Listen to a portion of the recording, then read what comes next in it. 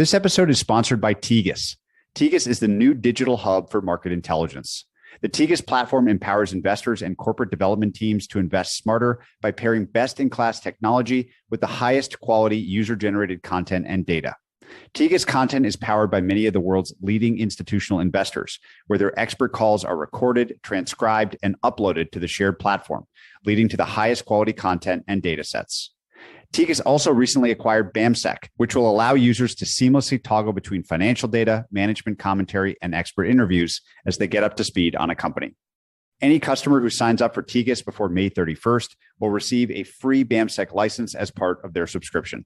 Find out why a majority of top firms are using Tegus on a daily basis. Head to tegus.com/Patrick for your free trial.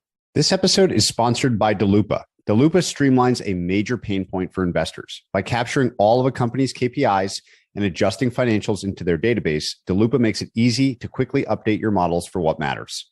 So many investors I speak to complain about juggling multiple company earnings or rushing to ramp on a new investment. Dalupa uses AI to find every KPI disclosed, from charts to text, and even from footnotes of investor presentations. Dalupa updates these KPIs and data points in your existing Excel models in one click, regardless of your source or format.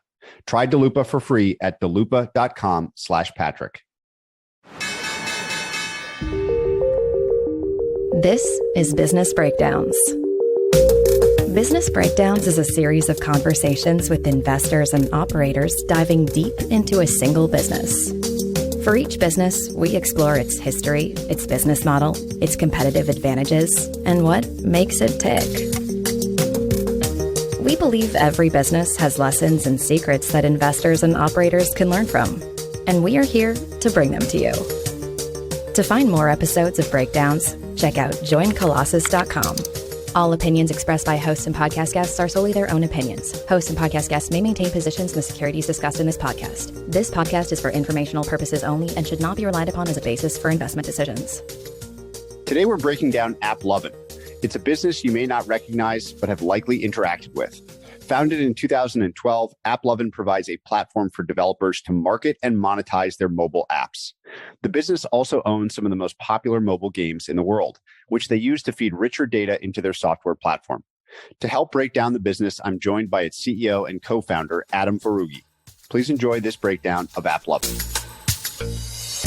So Adam, for this business, I think a bit of a history lesson is probably the right place to begin. I'm fascinated by the path that this business has taken over time. And so I'd love to rewind all the way back to what you think is the most appropriate seedling, the first idea, first risk taken by you and the founding team. How did this whole thing begin? We started the business in really 2010. And prior to that, I had a couple successful advertising platforms on desktop. We actually built an advertising platform for web app developers in 2008, 2009, early days of the Facebook app ecosystem. So when I came to Palo Alto to start AppLovin, I didn't want to get into advertising, actually. We wanted to build apps, and we started building a couple mobile apps. Back then, when we wanted to grow them, there was only one path. You had to go beg the app stores to go get a feature, and there was no marketing platform built really for the app developer. So even though I didn't want to get back into advertising, knew how to do it and saw a really big opportunity. And we did have a guess, at least back then, our hypothesis was this app store was going to become really big. You started seeing just massive amounts of consumption, even though the quality of content was pretty weak. So we felt like building a marketing platform for that app developer could be a really big business. We ended up pivoting off the apps. And in 2012, in Q1, we launched the first version of our marketing platform on Android, and really just started having app developers flock to us and started seeing month over month growth that was pretty phenomenal. With that, we knew we were on the right track and we were going to run this business and see how far it could take us. From there, we never really have wavered at all. Over the last decade, we've been hyper-focused on expanding out the tool set to help app developers grow their business. In late 2012, I went out to raise funding and bring on VCs. I felt like bringing on VCs would give us credibility and help us hire more folks to the team. We had a good core group. It was about 10 to 12, mostly all engineering at the start. But we couldn't raise VC capital. Back then, if you walked into VC and said you were adtech or games, and certainly both, none of that was a common theme that investors were interested in investing in. So we ended up pivoting off of that, built the business to be profitable. We were profitable by the end of the year, so we could fund it ourselves. And then I brought in some angels that were friends, and that was our seed funding effectively, brought in angels advisors, some of our own capital. And really from there on in, we started growing the business. It's very notable. One of the things that pops out when you look at the company, or I guess what we call the cap table in the private market world, is that you personally own a huge percent of the business, much more so than you would see for a business of this size if it was heavily VC backed. It's an interesting twist of fate that the difficulty of funding early on has probably led to a great outcome, although I'm sure it was very hard along the way. How would you sum that interaction phase up? Why didn't they like games and ad tech back in 2012? What was it that they were reacting against? I think games weren't known, and really games with the expansion of mobile have become something entirely different. Casual gaming, which mobile really unlocked, is gaming for everyone. You've got a couple billion players, and that's the whole world. Prior to that, in the early 2000s, you had this vision of a gamer being the teenager in a basement playing 10 hours a day, and certainly core and console type games are a big thing still today. But that was what people thought about with gaming. So mobile gaming wasn't really understood. We were really positioned as ad tech. And ad tech back then, you had some companies that had gone public and really flamed out in really bad ways. And they were selling to brands and arbitraging those businesses. And investors had the sense that independent ad tech companies couldn't build a sustainable and long-term growing business because of the fact pattern of the companies that they'd seen. It was a bad place to go. But you're right. In hindsight, it worked out to our benefit. We saw a lot of companies that, as mobile started maturing, raising substantial amounts of money from the same VCs that had turned us down in our category. But those companies end up really seeing a path to capital being a path to hiring and then raising your next round and your next round. We were focused on funding ourselves. So every step of the way, we focused on automation and build product first, keep the team lean, keep the business profitable and scale organically. Whereas our peers were focused on hire people because they could, because the funding was there. That's super dilutive, but that also takes your focus off of building the best product in a market that ended up being hyper competitive. So we lasted well past a lot of those companies. And in hindsight, that was a huge gift that we were given not to be able to raise capital in the early days. I'd love, again, to go back to those early days to really understand the first job that you did for a customer. So everyone understands the proliferation of apps. Obviously, that was an amazing wave or tailwind that you've continued to ride since the earliest days, more and more apps being developed for the major app stores. But what did it feel like back then trying to get a new app that you've developed as a developer in front of people to download, install, start using, hopefully make some money? What was the scene like back then? And what was it that you were doing for those people at the very start? It was super basic. It's hard to remember back then because the apps today are so pretty, but the popular apps were the flashlight, the fart button, and birthday calendar. Like, it was basic utilities. And these developers, no one was going to pay for these types of products. They needed an advertising supported model. And there were two ways they ended up coming onto a platform like ours. One, they wanted ads in their app in order to monetize their audience. So we started getting relationships coming in that way. We were sending out emails blind to the App Store emails. You start seeing this trend of everyone's responding. Everyone wants a path to make more money. So we knew we were onto something there. And on the other side, obviously, once we get that supply, we need to be able to fill it with demand and start matchmaking the developer to the audience. The platform itself in 2012 was super basic. Any type of advertisement was better than nothing because it was completely catered to the app developer. We sold them on an install basis, whereas traditional marketing models sold them on a cost per 1,000 impressions basis. So they came to us. They didn't have to be treated like a brand. They were treated as a performance customer. We drove them installs. They paid what they felt like they could pay, and the system took care of the rest. That's what we knew we were on to something, because every single month, organically, with really no BD team, we had a lot of developers coming to our platform on their own. Talk to me about the challenges early on of making sure to build a platform and a software product versus becoming like an advertising or marketing agency that was early and did a great job in this area. Yeah, this is an important point because I think people get tripped up as to why some ad tech companies call themselves software and traditional ad tech companies are labeled as something different. I think the key difference is traditional ad tech company is in the business of selling a brand, and they're selling contracts. They're selling IOs. They get $1 million to sell eyeballs, and they go and arbitrage it. But there's no consistency to the business. In our business model, we wanted to sell performance. Advertiser spends $1,000 and they know that they're going to make $1,000 back in 30 days. They'll do that forever. That's just a very simple business model to understand. And what makes ad tech much more software-like and why it's labeled as software today across a lot of the companies is that focus on performance. Make it so that your customer isn't being sold. So they need the platform just as much as the platform needs them because everything is automated, everything is performant. That was really the evolution of advertising over the last decade, certainly in mobile app advertising, where everything became performance-based. We originally felt like some of our business would be sales driven, some of our business would be performance based. But as we started trying to sell, we realized it's just a really hard business model. You're convincing customers to spend, but you can't give them any proof that the dollar spent was successfully spent.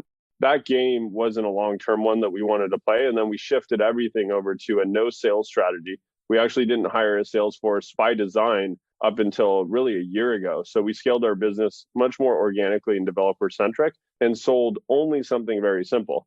Developers plug in, they share data, they can buy advertising completely on a performance basis where the dollars that they spend get measurable results against them within the boundaries of the goals that they set. And that becomes very recurring. So if I were to go inside of AppLovin and really understand from the start and then through to today, what the major components of this platform are. How do you think internally the pieces of the technology stack, if you will, and how they talk to each other or work together?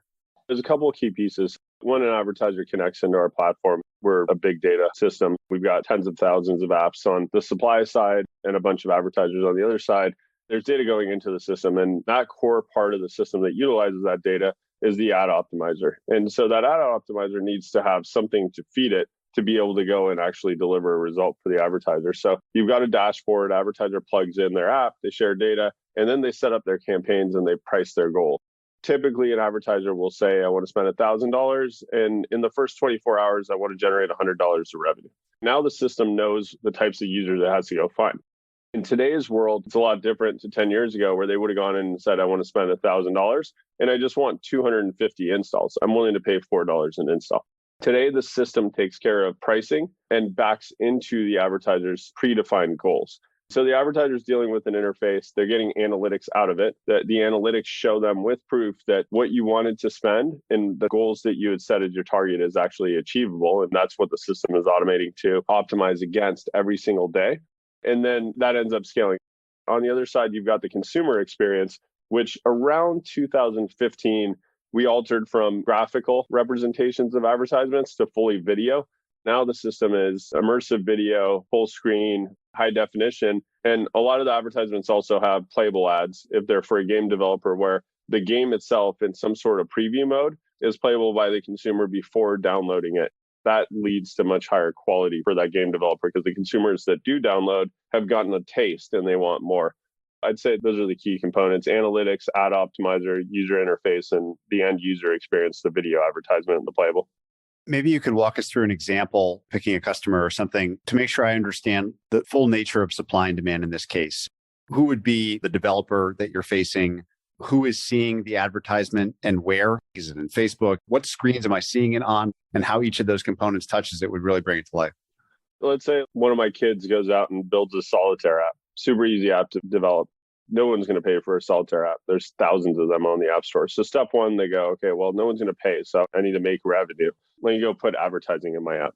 They can go to multiple companies, Facebook, Google, AppLovin, and others, or they can use one central solution to manage all the monetization solutions out there. And one of our core product offerings, Max, is the market's leading in-app monetization optimization solution for all these ad partners. So they come in and they go, I've heard of this Max solution. I'm going to embed this. That gives them access to an ad auction where they get Facebook, they get Google, they get AppLovin, they get Amazon and others.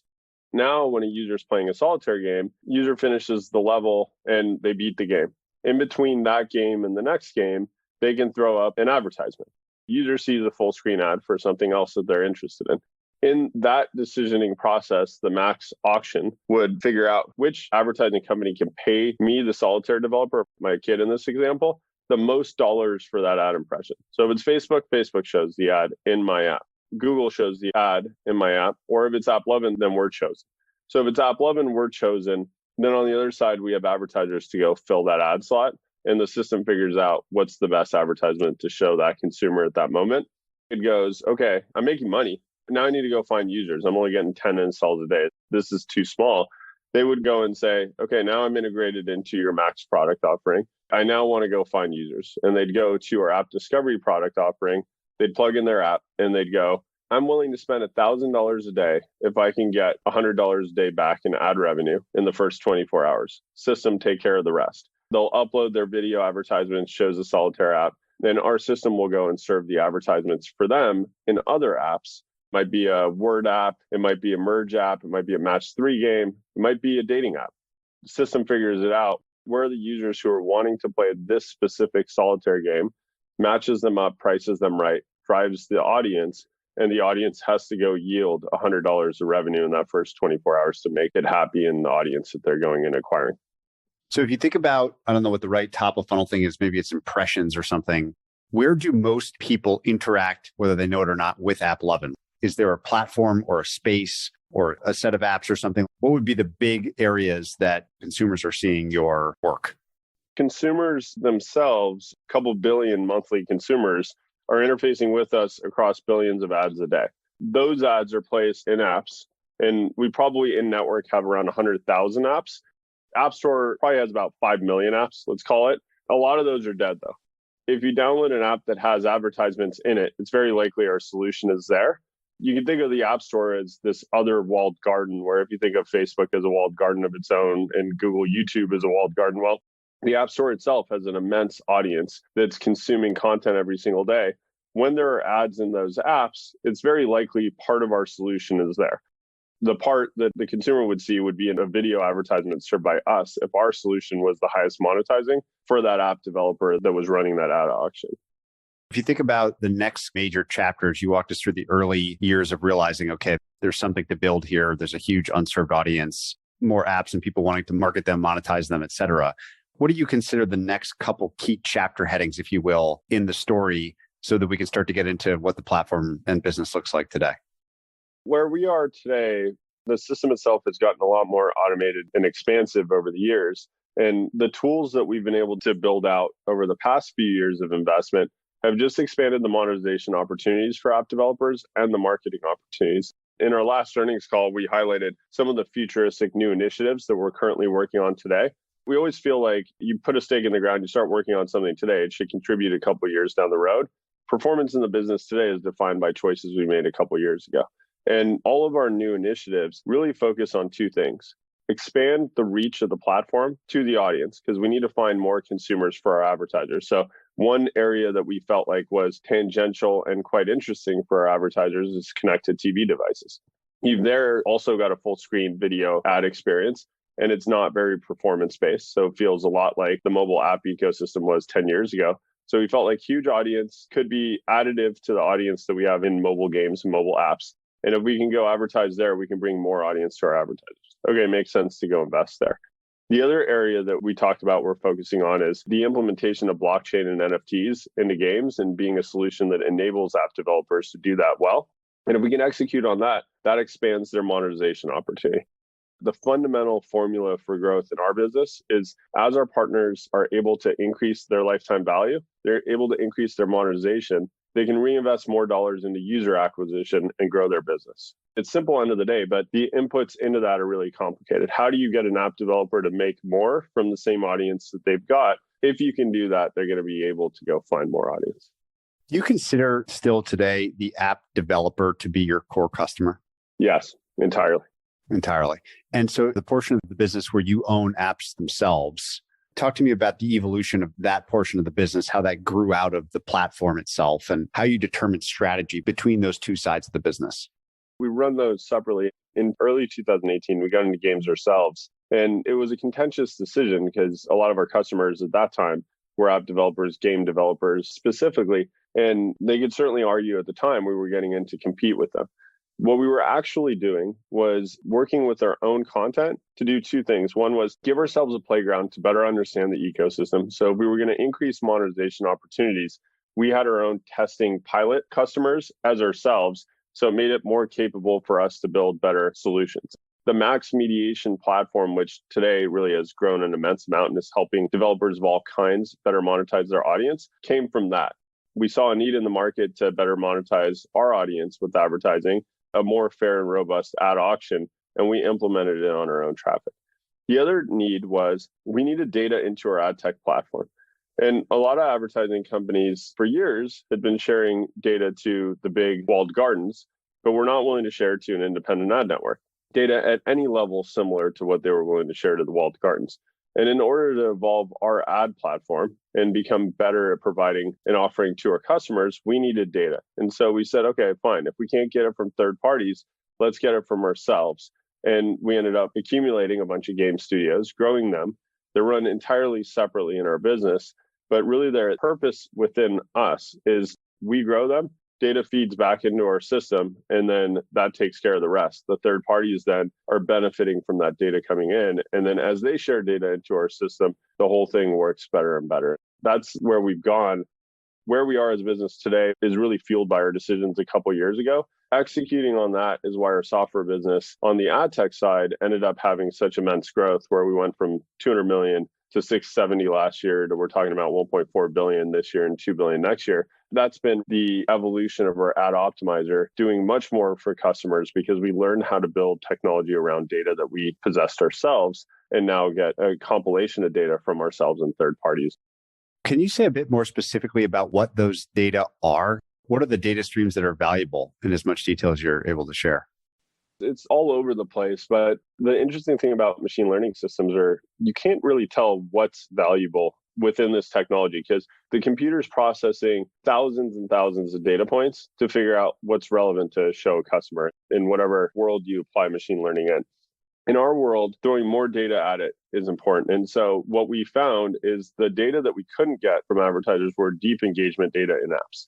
If you end up downloading an app like Project Makeover today, you possibly play, you possibly don't. If you don't, that's not that interesting. But if you do and you engage 45 minutes a day, what you're doing in the game, when you're transacting in the game, how strong a player you are, how weak a player you are, these are all engagement data points. It's all contextual to you because we don't know who the person is. We just know that the device took certain actions within this app. That data coming back into our system is quite powerful in terms of understanding what kind of gamer is this device. And once you can understand that, hopefully the system can figure out the rest. But there's tons of data points that come in. Whereas 3 years ago, we had a smaller platform and we couldn't convince even the developers that were behind apps like Project Makeover that were customers of ours to share that level of data. Once we proved that it worked, now advertisers come in and share data with us, whether we own them or not, because the success of the platform is now defined in such an obvious way for the customer, where if they share data into this pool, the machine learning can actually do its job and deliver them value back out. And that's truly what we learned the customers wanted. It wasn't clear to anyone in 2018 at the scale that we are today. It's clear that our system, if we're able to get data feedback from each customer, the system's better at performing on their behalf. And then around that, you've got tons of other data points, even something as simple as like someone's on an iPhone versus an Android. You need to know that to serve an advertisement. Someone's on a certain IP address that resolves to France. You need to know that to serve an advertisement in French versus English. There's data points that come in just from our presence in the ecosystem that allow us to actually do what we do. I'd love to play that back to you to make sure I understand, because it's such an interesting flywheel, if I understand it correctly. So the app developer, as you said, is the focus. You've got this suite of tools from Max to App Discovery to others that you've described. And the whole idea is you're a marketing suite for app developers that kind of do everything in the stack. But that by acquiring and operating studios and games, you started to build these richer profiles of users. You don't know who they are, but you know what's going on the device that they're playing the game. And then that profile is making you better at advertising, targeting, all the things that would matter back on the app development side. Do I roughly have that right? Roughly. If you think about it in our solitaire case example, if the solitaire company comes into our platform and shares nothing, then the ad tech has no idea what types of users are good for them. If the solitaire company comes in and says, here's a bunch of good users, find me more of these, that's what these machine learning systems are built to do. You've got a massive system of data that each advertiser, the important data to share into that platform is, here's my good users, find me more of those. And that's fundamentally core to any sort of performance ad tech at this point, where technology has evolved to. Really, before having our own apps, we didn't get that. Once we got our own apps, we proved that that model works. We could build technology around, share data around good users, and the system can go find others. other advertisers came to us for the same thing because they saw the performance was strong when they shared that kind of data. If you can give technology that sampling, these technology systems, if built right on the right data platforms at scale, can actually deliver value. So basically, the data is the means by which you can find more great people to buy your app in the first place, and then better target ads to the users that are good users so that everyone's making more money. It's an efficiency and optimization story at the end of the day. Yeah, 100%. The end output is the consumer sees and discovers a more relevant ad. If you don't know what that device is interested in, then you serve them garbage. Consumers are seeing completely irrelevant advertising. It feels like spam. If that device is sharing information to the advertising companies, then the consumer's device is seeing relevant advertising. And if the relevant advertising becomes more and more relevant, they're actually discovering things that they otherwise wouldn't have discovered in the App Store. Because the App Store, frankly, itself, there's so many apps. Like I said, 5 million apps. How do you parse what's a dead app or what's a hot app in these categories where if you go to the App Store today and search for word game, there's thousands of them. Like what's good, what's not? Well, the advertising, if personal to that device level, can actually deliver something for the consumer to go discover that's really valuable for them. They'll go engage in something that's match right for them. Obviously, it's a pretty concentrated set of app stores where most of the action happens, most of the activity happens. How does AppLovin interact with Android, with Apple? Like, what is the relationship between the companies and the products? We've got an interesting one because on the one hand, we're one of the biggest app developers ourselves. So we're a big customer of Apple and Google. On the other hand, the company on the other side, Google, is a huge advertising company. They're a customer of ours on the advertising side. We're a Google Cloud customer. We're one of the big Google Cloud customers. So these relationships are super intertwined across all parts of the businesses. I do think we're in a uniquely positioned place because we've got so many different touch points to these companies that we can have really strong relationships. And one of the things that's helped us survive, I mean, one of the other reasons why we weren't able to raise VC funding originally is everyone's belief that eventually Facebook and Google and Amazon and Apple just bury all the independent advertising companies. End of the day, we're driving discovery. We're expanding the App Store's consumption, which expands App Store revenue.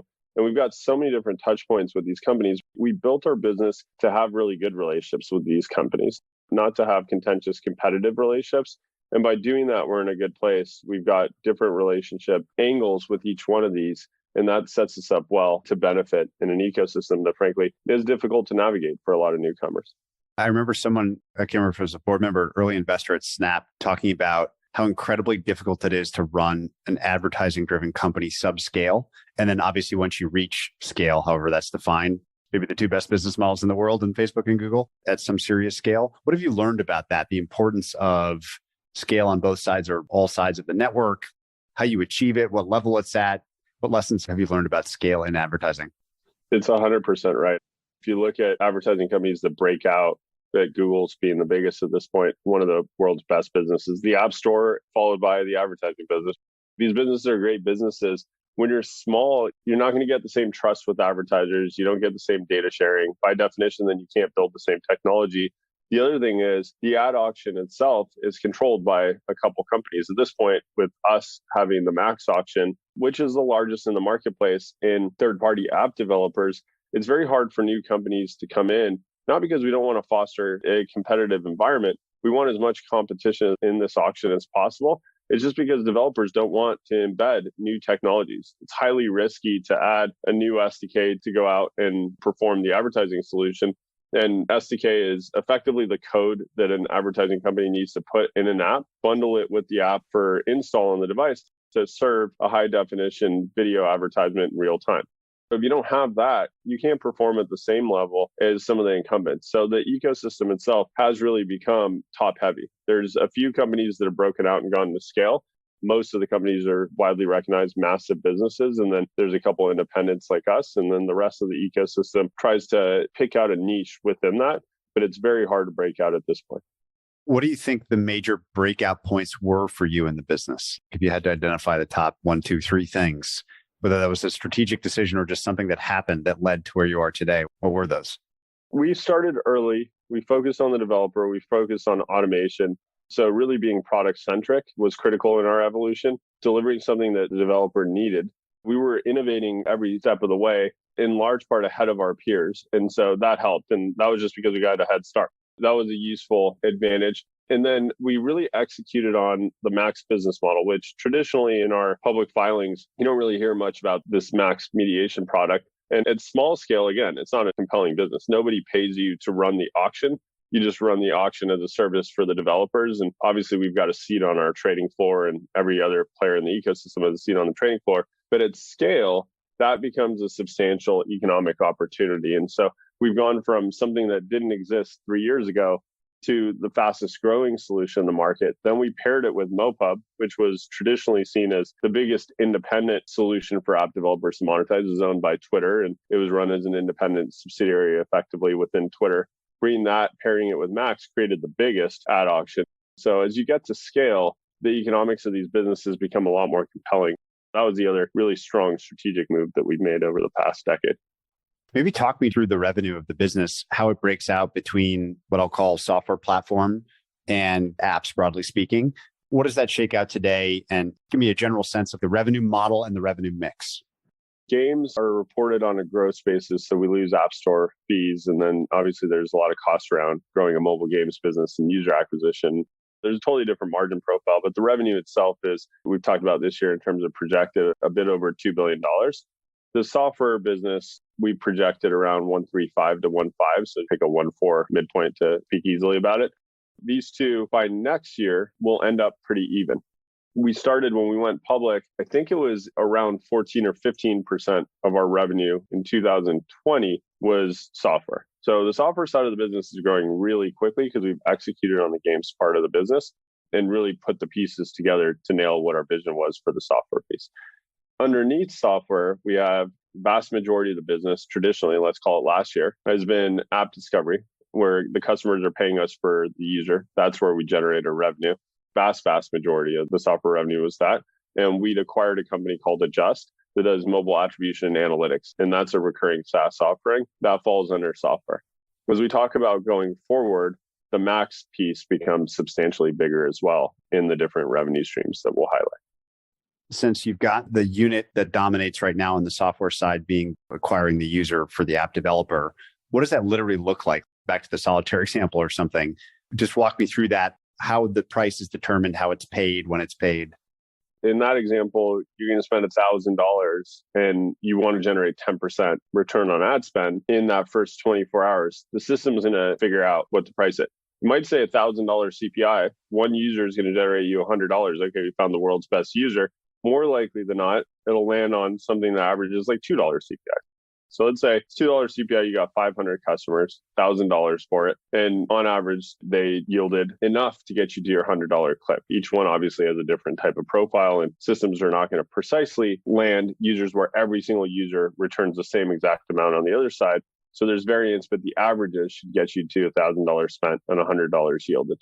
On our side, what we report as software revenue is the net of that. So of that 1,000, we're showing ads on other publisher apps. We've got to pay out a substantial amount of that revenue.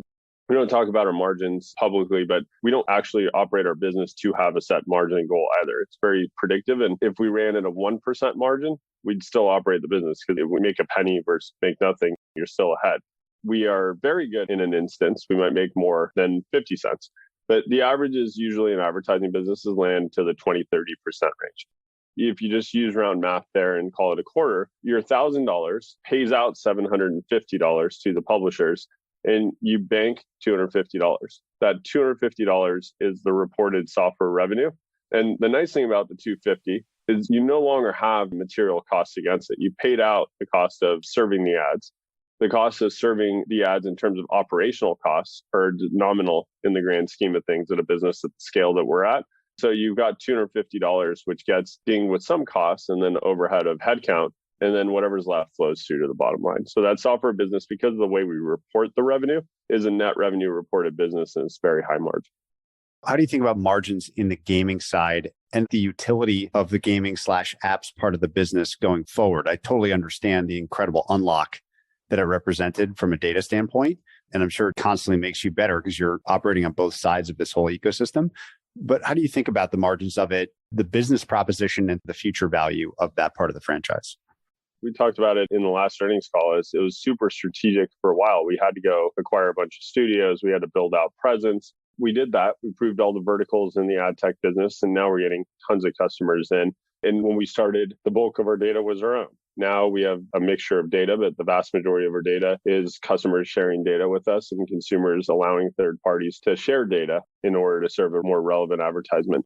Our strategic view has shifted quite dramatically. We were buying a studio maybe once every couple months. We haven't bought one in many months. And we've talked about how if it's strategic, you're going to go acquire it. And less strategic going forward, you're going to acquire less. Now, the business itself is a couple $1 billion scaled. So it's a very successful mobile gaming business across a ton of studios, a lot of talented individuals building games and with a massive pipeline of stuff into the future. So we're excited about the teams and the folks that we have, but it's not core in terms of integration into our business and really the strategic requirement that it was a couple of years ago as we saw this opportunity.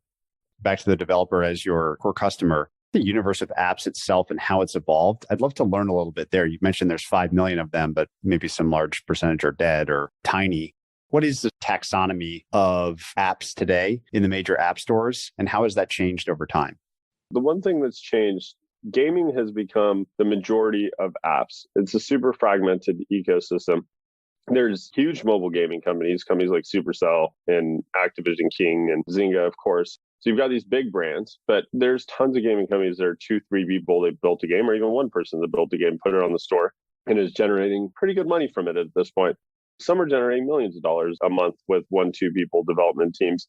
So gaming itself became a very commoditized and competitive, marketing-driven category. If you look at the App Store economics themselves, and companies like Sensor Tower and App Annie report how much IP is there in the ecosystem, the majority of that is in mobile games. So the vast majority of apps, the vast majority of transactional value that's in-app purchasing is driven by mobile games. Now, the biggest businesses, companies like Airbnb, DoorDash, these are utilities that we all need. We want to get a ride, we're on Uber. These are huge, huge companies that if you aggregated the sum value of companies that built market cap on the app stores, most of them came from the social networks, the messaging apps, and the utility apps. But those are categories where you end up very brand heavy.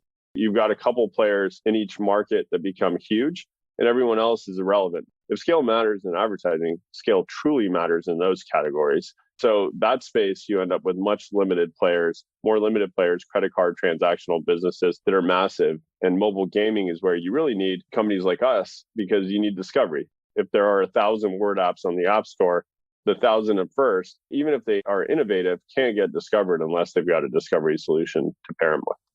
If you think about the future, you will thrive, whether it's gaming or other categories like it, on a fragmented supplier base, much more so than if everything became 10 apps that everyone uses. 100%. This was actually one of the other beliefs back when we couldn't raise early stage capital was you had a company like Supercell and Candy Crush. And so Clash and Candy Crush come out. It wasn't clear to the world that gaming was going to be super fragmented. Marketing and discovery, really, you need that fragmentation. You've got, I don't know how many downloads Candy Crush has done over time, but probably over 1 billion. At some point, every single user at any age knows the app Candy Crush, and they've chosen to download it or not. So if Candy Crush was the only mobile game that existed, they wouldn't need discovery. A company like Amazon probably doesn't need that much discovery at this point. Consumers have chosen to download or not, but they certainly know the Amazon app is available for download in their region. In gaming and these categories that are super fragmented, discovery is the only reason the game developer can even survive. They have to market themselves. They have to understand and become experts at marketing, and they have to be able to monetize their audience. So that fragmentation is critical to our existence. It's also great for the consumer because it creates these ecosystems where something as simple as a word game can become much more immersive and interesting. As that category becomes more competitive, the developers themselves who become good add more resources, add more functionality into the game. And simple casual games can become really interesting. And that's why the audience has gone from a small set of the universe being gamers to most every single person at this point. If you're on a plane or a train or whatever, you see almost every single person's on a game. How do you think about what means quality for digital marketing today? Obviously, you've got a very unique seat working with all sides of the ecosystem.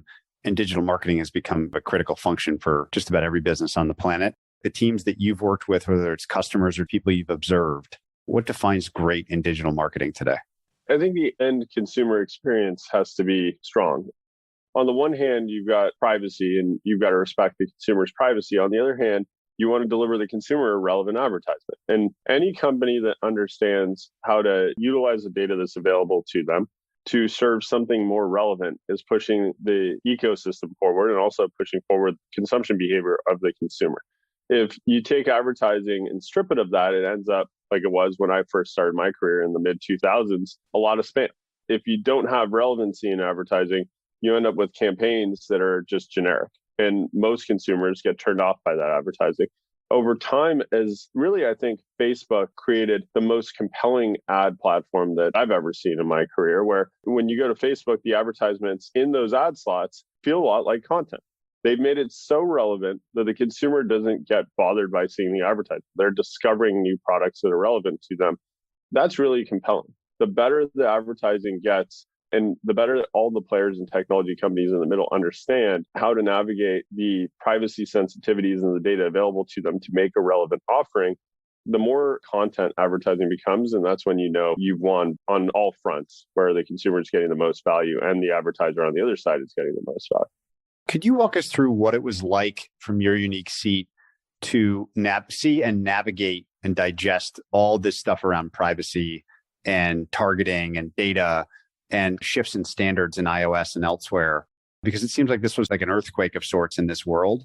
And like any earthquake, you collect the pieces and you adjust and you build new technology and you route around. But what did it feel like going through this period of time where there was a seismic shift in sort of the rules of the game?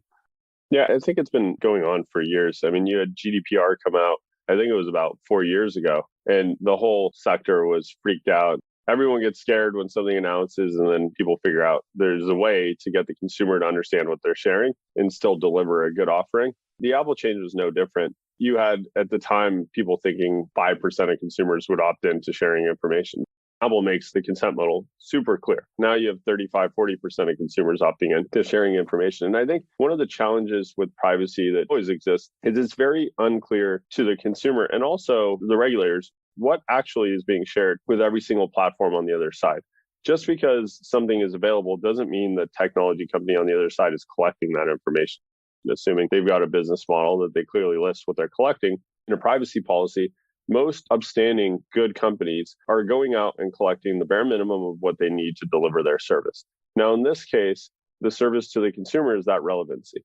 You've got a consumer who is on a mobile device who, if they share the basics, they're sharing an IP address and a mobile device ID that they can choose to turn off whenever they want to. That doesn't tie to an individual.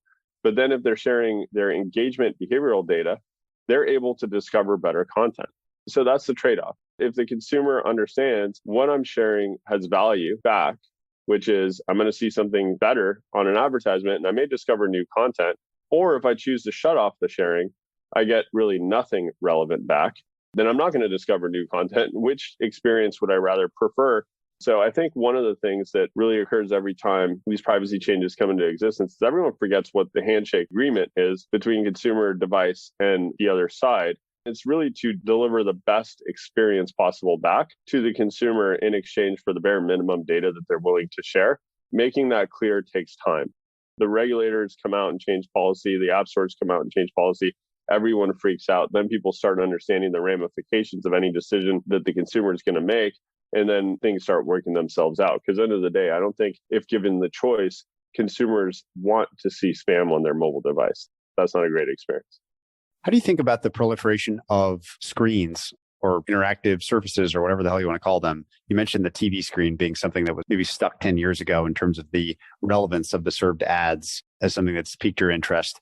How do you think about emerging platforms or very old platforms like TV as either competitive threats and or opportunities? How do you attack that problem? I think there are opportunities. The cool thing about cloud-based technologies and the proliferation of the app stores and really mobile now with the computer in our pockets everywhere we go is these are gateways to content, and companies that are built in the modern era of technology can take their technology anywhere. The expectation has to be that there's going to be more innovation, more access to content cross-screen. That's inevitable. It's going to happen. Connected devices in every single access point to content and consumption are going to expand. That's the way the markets, all of them are going to go. It becomes an opportunity if the technology companies that are incumbents in one platform can understand how to go to the other platforms. you can see a lot of the same shows on the mobile device. It's not like I can't stream Netflix on my phone versus my connected TV device. Obviously, the screen size is bigger.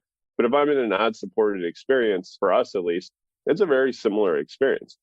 We look at that as opportunity, not threat, but it does require companies that are built in the modern era technology are inherently nimble so that they can take their core technology assets and port to these other platforms as they become opportunities.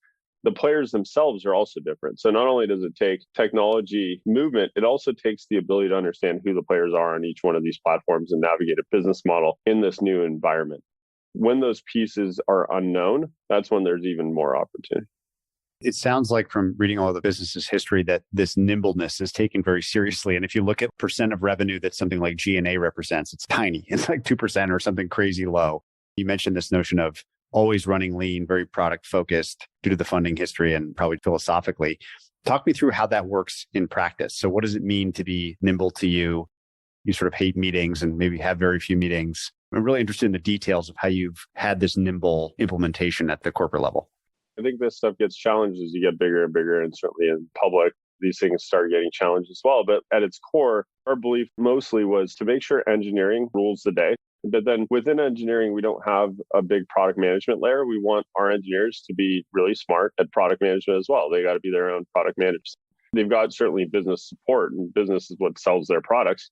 But if our engineers are building everything and understanding exactly what they need to go build because they understand the business side as well, they become very competent.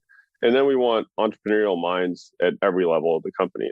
If you end up pairing entrepreneurial mindset with that engineer that also is a product manager and understands what to build, you get someone who can take opportunity at every turn and make it into something that is successful. And so we've ended up with that. And the nice thing about that is by creating an atmosphere where you let that thrive, we've got really high employee retention. Most of our core people in all senior roles, at least now across business and engineering, have been here well over 5 years. Most of our core engineers are going on near their 10-year anniversary, which is as long as the company's been around. And you start getting that subject matter expertise where every year we're all still learning and we're learning together.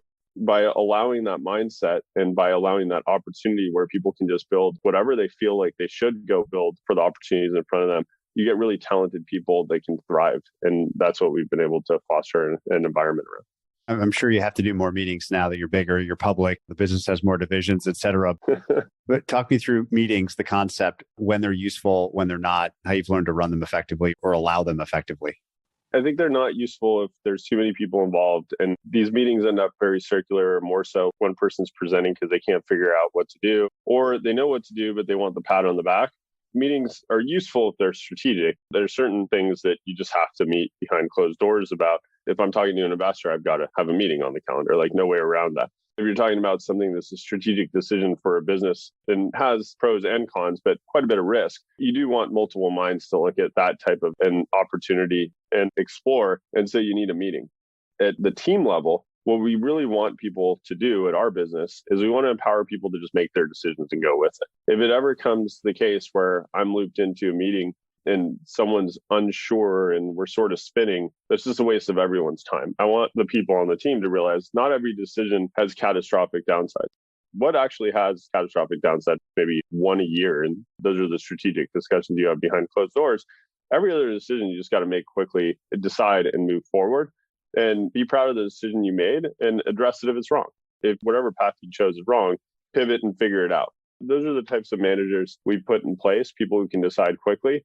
And then we've also ended up with a very chat-centric culture where instead of having a meeting that takes everyone's time, we use a lot of asynchronous chat. So people will drop their thoughts or their decision into a chat and will start acting. And that lets everyone else catch up on their own versus taking up calendar time across the org, where you don't know who actually needed involvement or not. It seems from, again, looking at the timeline, that you have really evolved into a capital allocator with lots of acquisitions. I'm sure you've learned a ton across these acquisitions.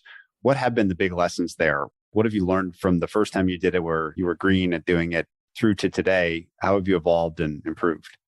It's funny you say that because making money gives us the opportunity to organically acquire and also to lever, and cost of capital is so cheap with a company that makes the type of money that we do. We can take strategic bets that way. Really, the biggest finding of all of that is as scale increases, the scale of the strategic decisions you make have to increase with it. And if anything, in hindsight, We've done a bunch of acquisitions, but the smaller they are, the tougher they are to deal with. They're just small by definition.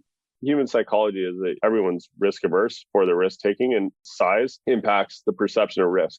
It's funny, like even in the public markets, people don't really look at market cap. They think a $4 stock is riskier than a $400 stock. Shares outstanding might be an important input into that formula, right? But there's these weird human psychological views that we have towards things and tend to lean us towards deploy less because you think the risk is lower. What we found, at least for us, and I think this is important for all businesses, is the bigger the scale, the more risk you have with distraction than you do with deployment of capital. The bigger the company, by definition, they probably have a lot more processes and success of their own. And so they can operate themselves forward with less distraction for whoever the acquirer was. So as we look out into the future, what is strategic for us will probably be software centric. It's unlikely that we do smaller tuck-ins unless they're for team, or it's just a product that's going to naturally fit into another part of our stack and isn't going to be a distraction to the whole. Yeah, fascinating lesson. Less is more seems to be the case all the time.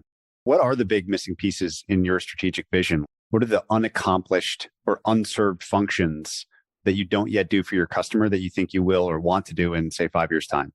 The fun there, and maybe the main reason why I still like coming into work every day, or maybe my number one reason, is that it's unknown. We don't know. When we started the business, did we know that we'd be driving billions of app installs a year and we still would be a small percentage of the app store? Like, we had no idea. It happens so quickly. It's hard to remember that little iPhone that we had in 2010. But this market is evolving really quick. As you think about just technology history, technology's been around for a while. In human history, it's a tiny fraction of our existence. But the evolution of these technologies and speed of innovation continues to accelerate because of the technologies that enable it to. And so we don't know where it's all going to go. But what we do know is it's fun to figure that out.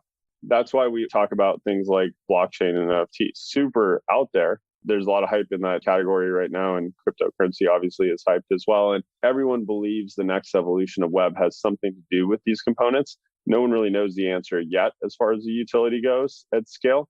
Being able to figure that out, at least play a role in it and be a participant in that evolution are the things that really become exciting for someone like myself.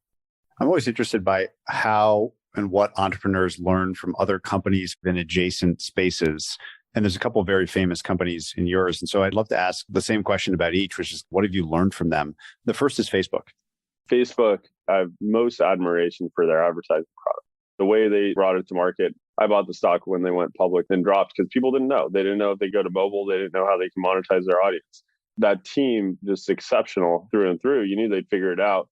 And the implementation of the ad technology to make ads much more like content than an ad offering, that was them first. Really, no one had created anything that looked like that before. And the way they powered the whole app ecosystem with that product offering to grow was really compelling to me. And that's why I saw that and saw what technology could do. And really, that's what facilitated our move into games and to try to put the pieces together to do our share of that, because it was just really compelling to someone like me.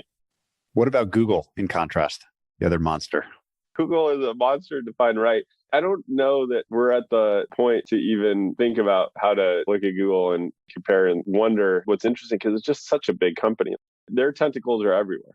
The coolest thing that they've done is very, very wise acquisitions. If you look at the acquisitions in the spaces that matter to us, Android, obviously, maybe the world's best acquisition of all time. No one really talks about it being acquired by them. YouTube was bought for super cheap. I think they bought it for 1.4 billion, probably worth 200 billion today or something, right? Massive, massive payoff on that one. They bought AdMob and they bought DoubleClick. They put the ad stack together with those components, layering on the Salesforce, getting the mobile presence. So they've been very, very wise with their acquisitions. You don't hear much about their acquisitions. They make a lot of them, but the ones that have paid off have been game changers for them. What about the great game studios? I won't name one specifically. You said Supercell earlier. I've had Ilka on the show so people can listen to his mind and how he thinks about this. But what have you learned from the great gaming studios that you've worked with, acquired, seen operate? My mind is nothing like their minds. I'm much more focused on simple math and operational efficiency. The greatest game designers tend to be a mixture of artistic plus analytical minds, and definitely skew very, very artistic. The stuff that Supercell has created to put those pieces together to build teams and small teams around what they built and the type of engagement that they can give the audience, that's not something I could ever concept, think about, learn. And I've seen some of these game development processes firsthand. It's just not part of the brain I have. That's where you look at an artist and you go, wow, I think that game designers, the really good ones, are truly exceptional artists. And it's something to admire. I remember in my conversation with John Collison, one of the co-founders of Stripe, him making fun of investors like me who are constantly asking, what's your moat? What's your source of competitive advantage? What's compounding? How are you going to protect yourself against competitors? And his joke was like, geez, I'm just trying to build a great product here and serve my customer. But as you get bigger, it does become an obligation to think about these sorts of things, defensibility and this concept of a moat and power in the business. How do you think about those things? And how has that evolved as the leader of a business where, yes, at first it was about succeeding in the first place. You've done that. Now it's about growing and continuing to serve this growing customer base, but doing so in a way that it's not easy for others just to come poach your customers, do the same thing you're doing, et cetera. How do you think about power, moats, competitive advantage, and so on? It's funny because my answer would have been similar. One of the things that people forget about is that great teams create their own advantages and can be competitive in complex marketplaces. A lot of the companies that we talk about, if they're worth an investment at a later stage, by definition, they had to have a great team. So team and caliber of team matters. In our business specifically, as we stand today, there's two things that become value drivers and give us that competitive edge. One is the max auction, where we're effectively, if a user seeing an ad in a mobile app, we're probably majority of the time the called trading floor. And so if you own the trading floor, that's very strategically valuable, where all the other players in the ecosystem we serve advertisements plug into our trading floor. They pay us to trade on that trading floor. And so we get a very large auction, one that has a lot of density and liquidity, and that gives us an advantage that hopefully will build on itself over time. That's one. The other one is giving something of value to your customers. And in our case, again, back to the advertising, the ad tech debate versus the software, is it advertising? The software side is it's very performance heavy. Advertisers who are buying on our platform, they're getting results. They're only spending to get results. So they can't be poached. They have to spend the dollars on our platform in a continuous manner to maintain their growth. Now, what ends up happening and isn't well understood in performance advertising is there's also no budgetary constraint. It's not like they're exclusive advertisers to our platform. They'll work with every other platform in the market they can make work. But the amount of dollars that we get are defined only by the amount of success that the software can have matching up a consumer with their application within the boundaries of their goal, not defined by anything else. And so we've ended up delivering an automated, highly efficient product to our customers that they can't lose. If they lose, their growth rate will tank. That gives you competitive advantage as well. Once you're stuck in there, the technology is working, the data is really optimized to that level. It ends up very, very sticky and a forever item. One of the things you mentioned very early on is that you were sort of forced by virtue of the history to focus on profitability and self-sustainability as a business. And then there's always this tension of, should we spend more money and pay no taxes and effectively have no positive cash flows just to keep growing and keep capturing a market opportunity? Versus obviously more mature companies are very cash flow positive. They pay dividends, they buy back stock, they do other things. And there's this life cycle. How do you think about managing all of that, about this interesting contrast where most firms like yours would be stuffed with so much capital from investors? The mandate would be grow at all costs and think about margin dynamics and some of these other things you've talked about less, right? Maybe a little less important. Where do you sit on that spectrum of producing free cash flow, even using your stock as currency? Like all of these things matter. What is your philosophy of the maturity of the business and when you would start paying dividends or something like that, even if that's not in the near-term future? I'd say I'm much more of a private equity guy than a venture cap guy. I think the reality is if you have unlimited pools of capital and you need to hire ahead of growth, there's a lot of risk that comes with that. You're diluting your IQ, you're diluting your talent, you're making it so your key people have less opportunity to grow. So there's just risk. Some companies, plenty of huge companies have executed scaling a business. So it's doable, but it's risky. For us, that was never the right approach. I think it was a few weeks ago, we announced a $750 million share buyback. And you don't tend to see companies that are 1 year off an IPO that are both growing at a strong rate, generating a lot of cash flow, and then also willing to repurpose that cash flow to buy back their own shares. All of that happening within first year after IPO. We look at it like there's a couple of bets that are wise for us to make. So long as our growth rate is as strong as it's been, that we can't spend the capital. So we're going to make money and we're going to make accelerating amounts of cash flow. We're going to have to pay tax and hopefully we're tax optimized. But what we will do with that is bet on ourselves and do buybacks. And why not? That's a good way to bet on yourself. And then secondarily, look for strategic avenues. The amount of capital that we're able to bring back into our bank account is quite substantial. And so that gives us a lot of flexibility as we think about strategic opportunities. If you think about your own career, especially the AppLovin portion of your career, in what ways have you most improved? If you compared yourself today to yourself in 2012 or something 10 years ago, what's the most different about how you behave or how you make decisions or you pick a category? I've gotten to the point of thinking bigger. Back then, I would have been happy with a 25, 50, $100 million business. You don't know what's possible. So your frame of mind is entirely different. You really focus on first, you're paying the bills. And then second, okay, we're scaling. Just get through the months because it's hard and you just don't want the business to go away. But as an entrepreneur, and I assume this is shared, you go to bed every night worried about waking up the next day and having the business gone. And so that's what keeps you going. Now at the scale that we're at, I know that the business is going to be there, but the key question becomes, are the decisions that I'm making today giving us a path to grow years from now? That's just a huge mindset shift that as you scale a business, I think every founder or executive has to get to. Otherwise, eventually, the law of big numbers catch up to you and you haven't taken enough good bets and you can't scramble fast enough. That was my biggest shift in terms of the way I look at the business. You shared one great acid test around this concept, which is the fact that making bigger acquisitions and maybe fewer of them might be a better way of doing this, right? Less distraction. It's perceived to be higher risk, but it's actually not because the things are more sophisticated and self-sustaining. If that's one version of the kind of decision that could lead to these bigger outcomes, are there other things that you've learned too, whether it's focus or making fewer decisions or what have you, what the other acid tests might be to satisfy what you just said? With our new initiatives too, when we think about new opportunities to deploy our team, and we've got an exceptional product and engineering team, so we can deploy them against a lot of opportunities. When you narrow it in, I always come back to how big is the market. And that's something early stage investors also look at as critical. You don't want to execute on something great and something small. Big market opportunity 5 to 10 years from now, because even the mobile app ecosystem, no one knew what it was going to become. But do you believe there's going to be a big opportunity in the future? And then secondarily, is it utilizing some of the advantages we have in the marketplace? Blockchain and NFTs. If we can execute on it, we work with tens of thousands of apps today. So there's a huge audience on the other side that can tap into a platform like this really quickly and accelerate the growth of it. Back to organic development, as we think about where to spend our time and resources, it has to be a huge opportunity and it has to be really closely aligned with what we have as strategic advantages in the market today. If I could somehow airlift in here the world's largest bear on the AppLovin stock, what do you think they'd say or what questions would they ask you that I haven't?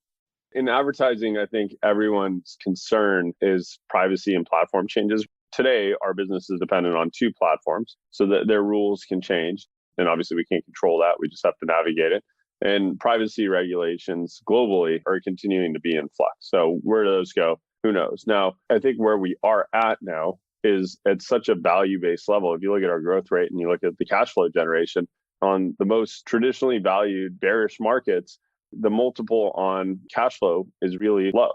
That's why we facilitated a buyback. We look at that and go, this is a good opportunity. If people are negative, we're very positive about our business. The growth prospects are huge in this thing and start taking back stock as much as we can get our hands on at this moment in time.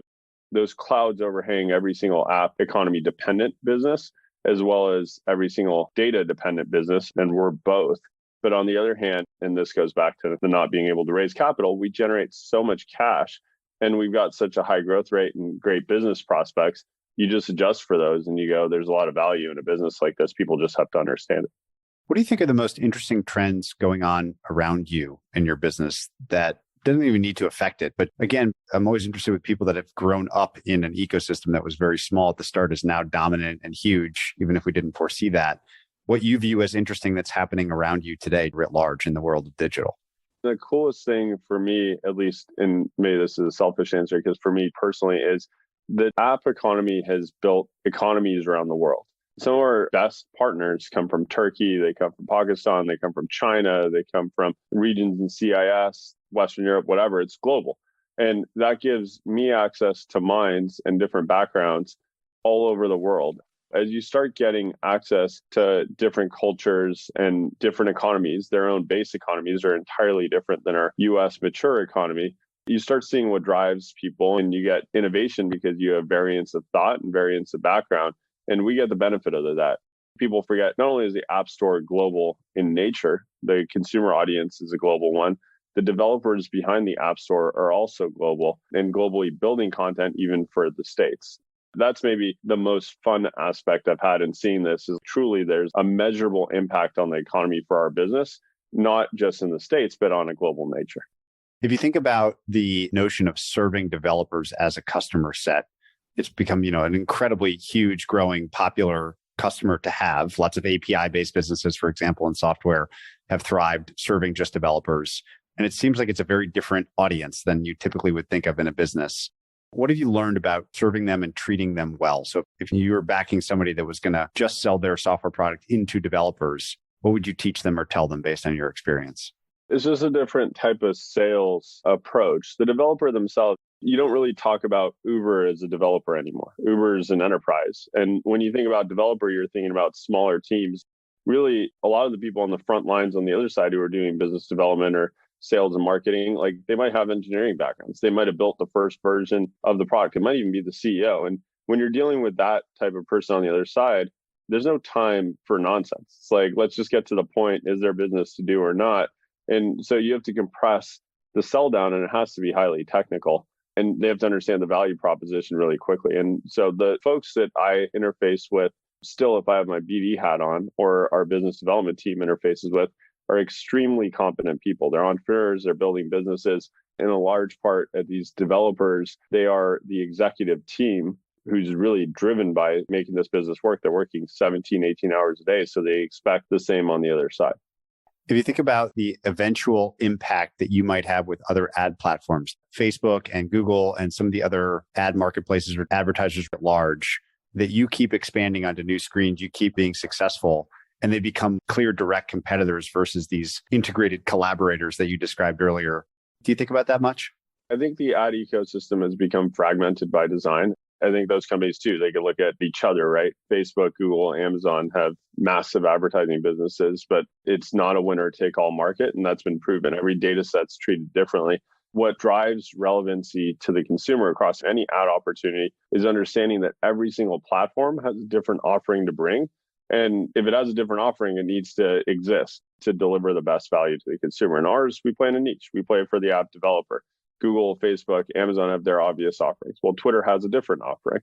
Snapchat has a different offering. ByteDance has a different one. You start putting all of these pieces together, you create much more relevancy to the consumer, which drives up the yields for the developer and the advertisers. By definition, at this point, I don't think we can ever look at advertising as a zero sum. Therefore, all companies at the large scale, the ones that are broken out to become multi-billion-dollar ecosystems, will end up working together in some way or another. Adam, this has been incredibly fun. What an interesting business that's, I think, hiding in plain sight since everyone's probably interacted with it very often, maybe without knowing it. Really appreciate the interesting path that it's taken and you walking us through its history and its current state. Thank you so much for your time. Thanks a lot for having me here. To find more episodes of breakdowns ranging from Costco to Visa to Moderna, or to sign up for our weekly summary, check out joincolossus.com. That's JoinColossus.com.